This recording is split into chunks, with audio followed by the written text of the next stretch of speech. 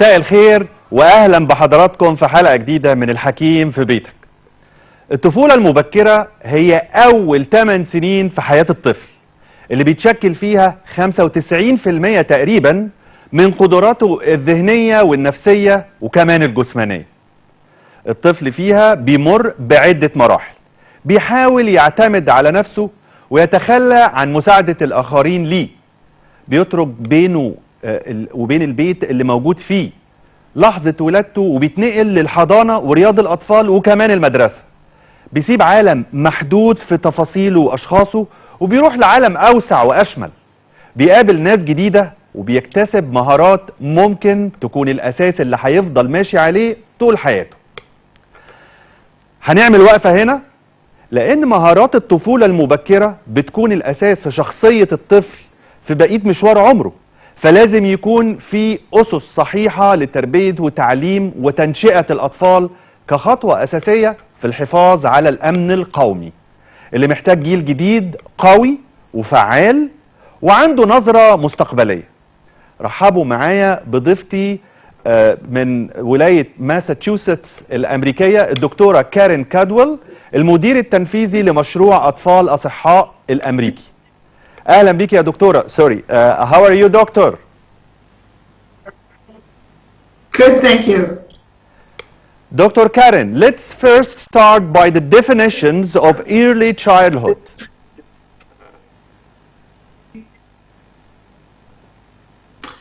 Well, now we're beginning to think about the importance of early childhood as starting in pregnancy and going through the first 2 years after the baby is born. So 23 months of the baby's, after the baby's birth and 9 months before, and it adds up to 1,000 days. دكتور كارين بتقول ان الطفولة المبكرة بتبدأ من 2 سنين وبتفضل معاه لفترة من الوقت لحد 1000 يوم. Dr. Karen, let's talk about the cost-saving effect of optimizing care of children during the early childhood. Well, what we have figured in the United States is that for every $1 that is spent for nutrition in pregnancy and in the first 2 years saves $3 in healthcare costs. الدكتورة بتقول ان في الولايات المتحدة كل دولار بينفق على النيوتريشن يعني على الغذاء للطفل بيوفر $3 في الصحة وفي العلاج. That means, doctor, that every $1 spent in nutrition. What kind of nutrition? Yes. Well, it needs to be focused on the population, but for women in pregnancy, they need to have foods that are high in calcium and also foods that are high in iron and in folic acid. And so we tried to concentrate on foods that are high in nutrition, but have these special factors for pregnancy. And then for children, we expect breastfeeding for 23 or 24 months, with the addition of nutritionally dense, appropriate, solid foods beginning at about 6 months. الدكتورة بتقول ان قصة التغذية بتبدأ من الحمل من بدري. لازم غذاء الأم يكون متكامل، في حديد، في كالسيوم، وكل العناصر اللي بنحتاجها في فترة الحمل. بعد كده لازم يكون في الرضاعة الطبيعية لازم تاخد دورها كاملا، وبعد كده نبتدي نتكلم عن الطفل. Dr. Karen, what is the proper food for children above 2 years after we stop the breastfeeding or after the milk session is gone? So beginning at about 6 months, in addition to breast milk, we want to start complementary foods that are culturally appropriate and available, but that are high in iron, zinc, and selenium. These are the important foods. So we need these important foods in the baby's diet. Then the baby needs to be fed enough times a day, and also to have a diversity of foods. One of the mistakes that parents make is they find one food that the baby likes, and then they give the baby only that food. Yes. الدكتورة بتقول ان احنا بنبتدي من 6 شهور بجانب الرضاعة، بنبتدي نطعم الطفل بعناصر غذائية اخرى، لكن من الحاجات المهمة ان الاطفال يبقوا بياكلوا اكل متنوع. يعني هم برضو شافوا ان الاطفال زي اطفالنا كلنا بنحب ان احنا نديهم اللي هم عايزينه، هو بيبقى بيمسك في غذاء معين او في اكله معينه فخلاص هو ما بيرضاش ياخد غيرها. لا، احنا لازم ننوع الاكل اللي بياخده الطفل، وكمان لازم يبقى في اوقات متنوعه في اليوم. يعني لازم يبقى فيه فطار وغدا وعشاء، وممكن ان بتوين يعني في النص كده يبقى فيه سناكس. دكتور، let's talk about a little bit about the insult that occurs during the early childhood. What kind of effect that insults can result in for such incidents? Well, the big problem that we worry about worldwide, and this includes Egypt and the United States and many other countries, is the problem of stunting. So when a baby is stunted, they not only don't grow long, they don't gain weight either. And so when a baby is stunted and it isn't corrected, so this can start happening in pregnancy and then continue if the baby isn't fed properly, there is no way to correct this after 2 years. You can see that the baby's not growing, but their brain is not growing either. الدكتورة كانت بتتكلم على نوعية النوعية اللي بتحصل لأطفال ممكن كمان في فترة الحمل.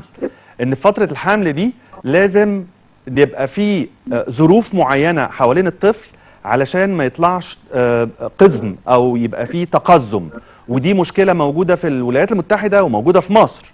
فوانس إن التقزم ده حصل بيحصل إن بيبقى في قصور في النمو بتاع مخ الطفل. طبعا ده بيأثر على الطفل في بقية حياته كلها، فلازم من بدري قوي نبقى مراعيين الحاجات دي وعارفين نتجنبها ازاي.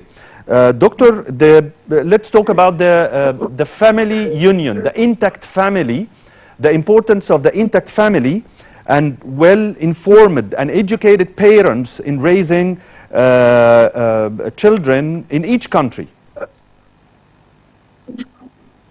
Yes. It's very important for children to have interactions with multiple adults and to have these playing times and interaction times and bonding times with the family. And this is a sensitive period for the baby. These 1,000 days are a sensitive period where the baby not only is growing the brain and their body, but they're learning how people have relationships with each other. And that's why the family group is such an important learning experience for the baby to get the stimulation that they need. كنا بنتكلم على أهمية الأسرة والمحيطين بالطفل في الفترة الأولانية. الدكتورة بتقول إن في أول 1000 يوم مهم جدا إن يبقى في تفاعل بين الطفل وبين أسرته أو بين الناس عموما، علشان الموضوع مش بس إن هو بينمو، مش مخه بس اللي بينمو أو جسمه بس اللي بينمو، لا ده كمان تفاعله مع الناس كمان بينمو، بيتعلم حاجات كتير. دكتور, here I have a question. During the COVID period that we are experiencing, and most of the children now are learning online from home, and they don't go to school, and they don't, interact with their colleagues or with the teachers. will that affect their attitude in the future? I think that's yet to be seen. I think that some children will probably have a better learning experience for being home with their family and their siblings, and other children are better off in a school situation. I think it will take many years for us to see what this epidemic has done to the amount of learning our children have, as well as the socialization that they have missed by not having their friends in school. أنا سألت الدكتورة على تأثير الكورونا أو الكوفيد 19 على الأطفال، باعتبار إن هم ما بقوش يخرجوا كتير، ما بقوش يروحوا المدرسة، ويمكن خروجهم قل كتير جدا عن الأول حتى بره المدرسة. فهل التفاعل بتاع الطفل مع المحيطين سواء في المدرسة مع زمايلهم مع مدرسينهم أو سواء في أي حتة تانية، هل التفاعل ده ممكن يأثر على سلوكهم في المستقبل؟ فهي قالت إن ده لسه الدراسات دي ما تمتش في هذا السياق، لأن ده هياخد وقت، لكن في نفس الوقت احنا عندنا تفاعل آخر ممكن يكون بيتم جوه الأسرة نفسها. فده ممكن يكون كفاية. يمكن بعض الأطفال اللي عندها مشكلة في الأسرة أو اللي ما عندهاش تفاعل كفاية جوه الأسرة، ممكن ما يكونش عنده إخوات لسه، ممكن يعني يكون أحد الوالدين مش موجود، فده بيبقى أفضل له إن هو يروح المدرسة. لكن ده يمكن كلام مبكر هيبان بعد فترة من الزمن. Let's talk a little bit again about nutrition, because this is very important. As you mentioned, sometimes children would like to have one kind of food, and we all know what is this kind of food. But anyway, how can we force or make the children love other foods, especially the fresh ones, like vegetables, like fruits, and other nutritional food that have vitamins and have minerals and have all the needs to grow in a perfect condition? Yes. Well, again, this starts in pregnancy, because the food that the mother eats when she's pregnant flavors the amniotic fluid. And so when the baby is inside and he's swallowing the amniotic fluid, he is tasting the flavors of his family foods, the foods that his mother is eating. And then after the baby is born, the breast milk takes on the flavors of the mother's diet. And then the baby should want to eat those foods because those are the foods that are familiar. When the baby gets formula, for example, the formula tastes the same every single day, every single feeding. And so the baby doesn't learn to appreciate the many, many different flavors that should be in the diet of a well-nourished, healthy mother. يمكن أنا سألت الدكتورة إزاي نحبب الأطفال في كل الأكل، في كل نوعيات الأكل. طبعا احنا عارفين الأطفال بيبقوا يعني في بعض الأحيان بيبقوا أقوياء شوية في حتة إن أنا عايز ده ومش عايز ده. فهي قالت إن الموضوع بيبدأ بدري جدا. الأكل اللي بتاكله الأم بيستسيغه الطفل وهو لسه في بطنها. بعد كده لما الطفل بيتولد، الدايت او الاكل برضو اللي بتاكله الام هو اللي بينزل له في اللبن اللي بياخده في الرضاعه الطبيعيه. لكن في الاول وفي الاخر احنا الاسره هي اللي مسؤوله عن انها لازم هي كمان الموضوع يبتدي من الاسره، ان الاسره كلها تاكل اكل صحي واكل مفيد، فالطفل هيتعود عليه، هو الطفل بيستسيغ اللي بيتقدم له. دكتور كارين كادويل، المدير التنفيذي لمشروع أطفال أصماء الأمريكي. Thank you very much, Doctor. It was a pleasure being with us. Thank you so much, and best wishes. And as I said, we won't know what this special COVID time has done to our children, but we can hope that with the love of their families and the love of God, that they will persevere and come out as wonderful children as other generations. ثانك يو دكتور، ثانك يو فيري ماتش. الطفولة المبكرة هي حجر أساس المستقبل، أول طوبة في بناية التقدم وصناعة الأمل. مفيش شك إنهم محتاجين مننا كل الدعم والاهتمام وسبل الحماية علشان نسلحهم النهاردة بمقومات هتبني بكرة دولة بأكملها. إن شاء الله الأسبوع الجاي هيكون معانا الأستاذة الدكتورة عبلة الألفي، المستشار الإقليمي للكلية الملكية البريطانية لطب وصحة الأطفال، في مبادرة معا لصحة الطفل، وهنتكلم عن حاجات كتير مفيدة لأطفالنا ومفيدة لينا إحنا كمان.